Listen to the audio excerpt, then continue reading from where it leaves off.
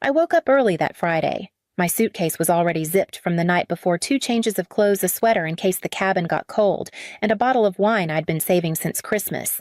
Mom had said the whole family would be there. "Your father's rented something nice up in Yosemite," she told me on the phone, her voice brighter than usual.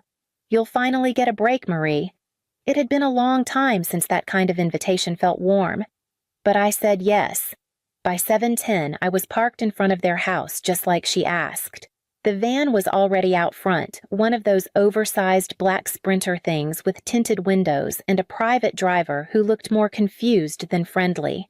He held a clipboard in his hand and asked, "Name Marie Carter," I said. He scanned the list, scanned again, then looked up. "I'm not seeing you here, ma'am." I thought he was joking, but the clipboard didn't smile. Just then, the side door slid open and Ryan, my younger brother, leaned out grinning like we were at a college reunion. "Sis, he said you made it." "Apparently not," I replied, nodding to the clipboard. Ryan shrugged. "Yeah, about that. This trip's kind of for people who still show up, you know." He held up a champagne flute already half empty. "You're always working. We figured you'd understand."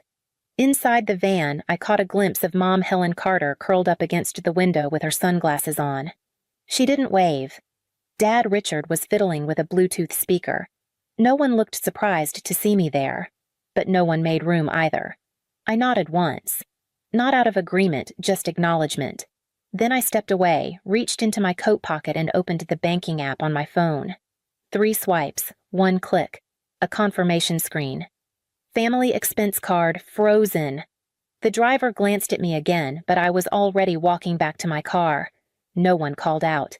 No one asked why. On the drive home, the bottle of wine rattled gently in the passenger seat, unopened. I didn't cry. I didn't scream. I didn't even speed. I just sat with it, the weight of being almost invited.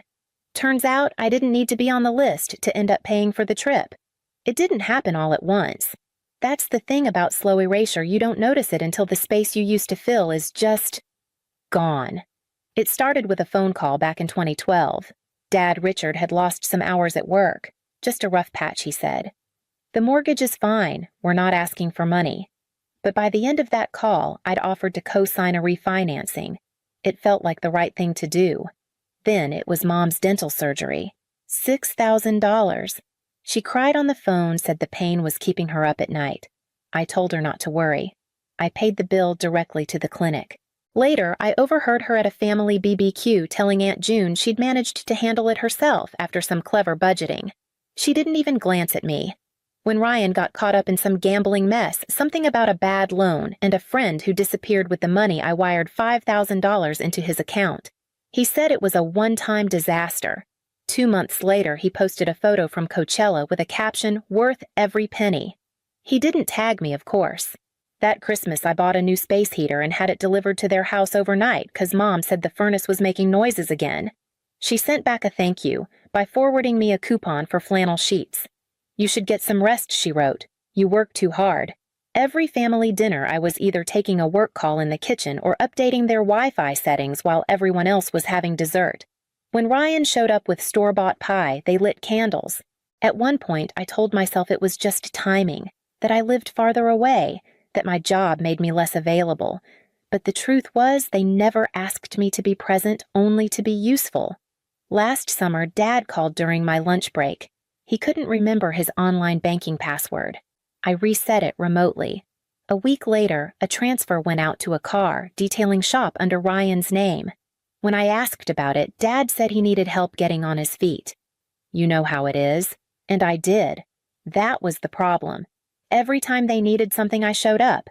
Not physically, Ryan had that role. He brought bags of chips, forgot to take out the trash left early. But he was there. And apparently presence outweighed provision.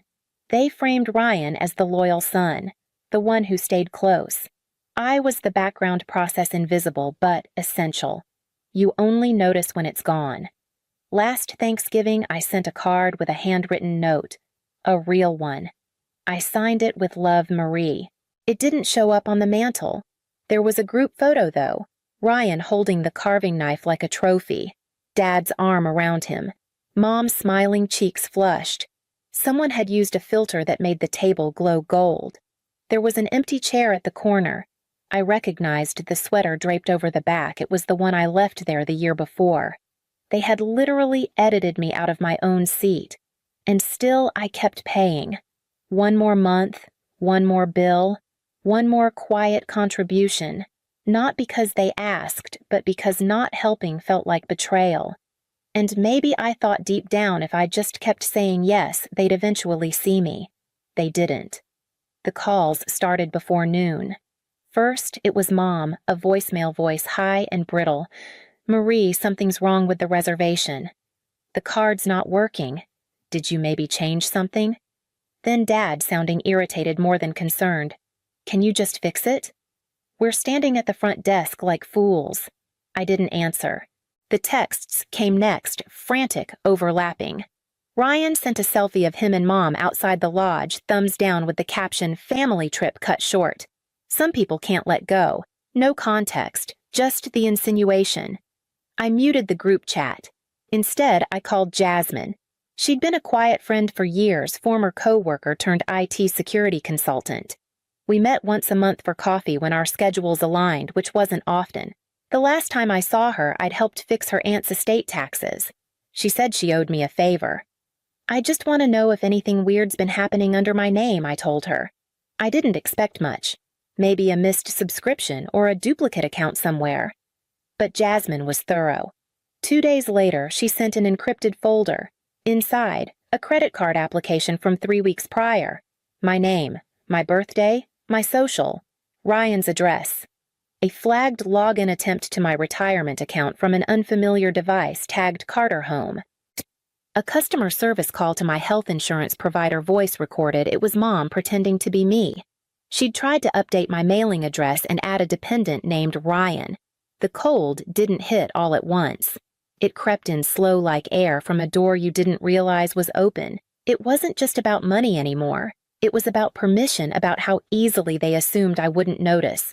Or worse, that I would notice and still say nothing.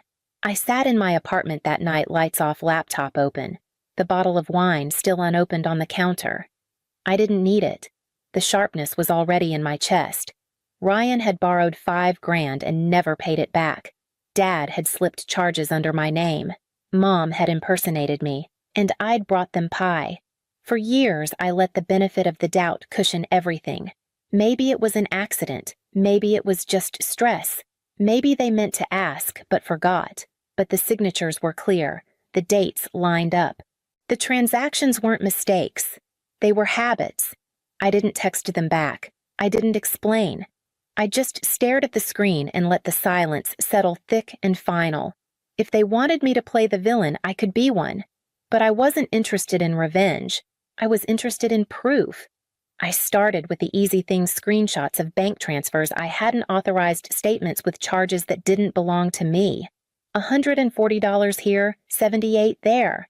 Most of them small enough to go unnoticed, but they added up not just in dollars, but in disregard. Then came the Venmo logs. Ryan had sent his girlfriend $500 marked for the cabin. The same weekend he told me he was short on rent. The same cabin I wasn't invited to. I pulled email records next. A flagged alert from my tax software. Someone had tried to access my account from an unknown IP. Timestamped at 3:14 a.m., 2 days after I'd frozen the family card. I went back to the insurance call. Jasmine had clipped the audio cleanly. I listened once, twice, and then a third time, Mom's voice, calm and pleasant, answering security questions like she'd done it 100 times. Yes, that's her birthday. Yes, she's added a dependent. His name is Ryan Carter. There wasn't a single tremor in her voice. I remembered how the week before she texted me, "Hope you're staying warm. It's cold up here without you." That apparently had been the truth, just not in the way I thought. I began organizing everything. A folder on my desktop titled, "What Family Costs." Inside, bank statements with notes. Screenshots of Ryan's social media posts mocking bitter people who don't show up. The recording of Mom's insurance call. An email from Dad dated 6 months ago. "Can you move the car payment from my account to yours just temporarily? Don't tell your mother, she worries." And then one last file, a photo from Thanksgiving. Everyone around at the table laughing, my chair empty, a pie I had shipped still in the box unopened. In the corner, Brittany, my cousin, grinning at something Ryan had said. I remembered she used to laugh when I got corrected in front of people. She still did. I stared at that photo longer than the others. Not because it hurt more, but because it didn't surprise me anymore. There's a kind of grief that doesn't come from loss, but from finally seeing what was never there. I wasn't grieving what I'd lost. I was grieving what I had pretended to have. I backed up the folder twice, once to a cloud drive, once to a USB I kept taped under my desk. I BCC'd it to Jasmine and to my lawyer, labeled only with the initials WFC. I didn't know what I was going to do with it. I wasn't planning to send it to anyone, not yet. But I needed to hold the truth somewhere outside my head. When you've spent years gaslit by kindness, by phrases like, "You're just too sensitive," or "You always take things the wrong way," you start to lose your grip on what's real. This folder was real. I didn't need an apology. I didn't even need them to understand. I just needed a record, proof that I hadn't imagined any of it. The next morning, I printed the cover page, 3 words in bold black type, "What family costs." Then I placed it in an envelope and slid it under the mirror in my hallway. Not for them, for me, so that the next time I started doubting myself, I'd know where to look. The invitation went out on a Wednesday morning. Subject line, "Family finances 15 minutes, no explanation." Just a link and a time. Friday at 7:00 p.m. Mom replied with a thumbs-up emoji. Dad sent back thanks for being the adult. Ryan didn't respond. At 6:58, I sat at my kitchen table laptop, opened the bottle of wine still untouched beside me. I'd never wanted a drink less. They joined right on time. Mom had curled her hair. Dad wore a collared shirt like he thought this was a job interview. Ryan showed up last, chewing gum, chin resting in his hand. No one asked how I was. I didn't speak. Instead, I shared my screen. A folder appeared, titled, "What Family Costs." The first slide was a bank statement, a $600 transfer from my checking account to an auto parts supplier. Billing address, Ryan Carter. Dad leaned forward, squinting. The next was an email from Mom's Gmail, left logged in on my iPad last Christmas. Marie always helps. She won't even notice. Mom flinched. The third, a photo from Thanksgiving. My empty chair, the untouched pie. Brittany's smile frozen like punctuation. I didn't explain any of it. I clicked to the final slide.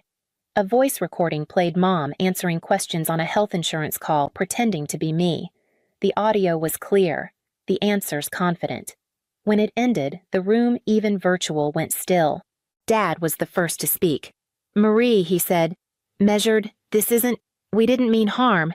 You've just always been good with these things." Ryan rolled his eyes. "Jesus, it's a bunch of bills. You're blowing up the family over spreadsheets." Mom's voice cracked. "We were struggling. We thought you understood." I looked at them, my parents, my brother. Faces I'd known my whole life, suddenly unfamiliar. "I did," I said quietly. "I understood everything." No one spoke. I ended the call. There was no announcement, no final word, just a blank screen and the soft click of disconnection. For the first time in years, I didn't feel guilt. I felt gravity, the kind that comes when something finally settles where it belongs. Not one of them called back that night. I didn't tell anyone I was leaving. I didn't write a farewell note or send a dramatic group message. I just started making calls. First to the mortgage company. I had co-signed the house loan 12 years ago, back when Dad said he couldn't qualify on his own. I filed the release of liability paperwork, submitted copies of their income, and got confirmation within 48 hours. Next was the bank. I revoked every shared authorization the backup card Mom used, just in case the joint account Dad had quietly funneled utilities through the auto payments Ryan had linked to my name. Each login, each cancellation felt like lifting a weight I hadn't realized I was carrying. I contacted my accountant. Years ago, I'd set up a small trust, nothing fancy, just leftover investments and bonds I didn't touch. My family had been listed as secondary beneficiaries. That changed. Now the trust pointed to a fund for first-generation college students. I didn't need to know their names. I just needed to know they weren't mine. I moved the next week, not far, but far enough. I didn't update my address with anyone but my HR department. My new lease was signed under a privacy service. The utility bills were in my name, mine alone, routed through a secure third party. No one could spoof them this time. I bought a second phone loaded with a new SIM, new contacts, a new number. The original one went into a drawer. I turned it off without looking at the notifications. It would stay off a graveyard of names that once knew how to find me, but no longer had permission to. It wasn't revenge. I wasn't interested in watching them suffer or wonder where I'd gone. I just didn't want to be reachable. They had treated me like infrastructure, quiet, reliable, and always available. I wasn't anymore. The only letter I sent was to the family's landlord. A copy of the release paperwork. A copy of the unpaid rent history. A single line. Please remove me from this arrangement. I am no longer responsible. He called to confirm. Sounded stunned. Said, "They always talk like you volunteered." I laughed just once. They talk like I didn't have a choice. And maybe for a long time I didn't, but now I did. And I chose to disappear not from spite, but from self-respect. 6 months passed. Quietly, like fog rolling over a road, I no longer drove. In that time, no one knocked on my door. No surprise visits. No letters with return addresses I recognized. Just stillness. The kind that doesn't echo the kind that replaces apology with absence. I learned new rhythms. My new apartment was small, white-walled with dark floors that creaked in the morning. The coffee shop 2 blocks down knew my name, but nothing else. My fridge was full. My phone only rang for people I chose to keep. I never reached for the old phone. Not once. But sometimes word found me anyway. A former classmate forwarded a Facebook post from Mom, a blurry photo of their half-lit living room. Caption: "Sometimes the people you raise forget who raised them." Ryan had liked it. Then commented, "Some people only show up when the lights are on." I didn't laugh, but I did close the app. Last I'd heard, the power had been shut off again. Aunt June called one afternoon. Said if you'd just explained how bad it was, I hung up before she finished. They all knew, but knowing means acting, and acting means risk. It's easier to watch someone carry weight than to help them put it down. The final message came from Dad, an envelope with crooked handwriting and blue ink. 3 pages of legacy talk. Bloodlines. A plea to put things back together. I tore it in half. Then in half again. Then again until it fit inside 5 envelopes. No return address. He sent another letter. Shorter. Angrier. "You'll regret this. You're still our daughter whether you like it or not." I sent one final reply. One sentence bold and centered. I was never yours. I was just useful. I never heard from him again. The new rug arrived that Friday. Gray background. Clean font. I laid it outside my door and stepped over it as I came back from groceries. It read, "Not your emergency exit." And that was enough. You don't have to explain what happened. Not to them, not even here. Maybe you were the one who paid, stayed quiet, kept showing up until one day you didn't. Maybe they still don't understand why. But if this story felt like something you've never said out loud, just leave a sign that you're still here. A single word they never said to you. A dot. A date. Or nothing at all. Sometimes silence is the loudest answer. You don't have to go back. Just let us know you made it out.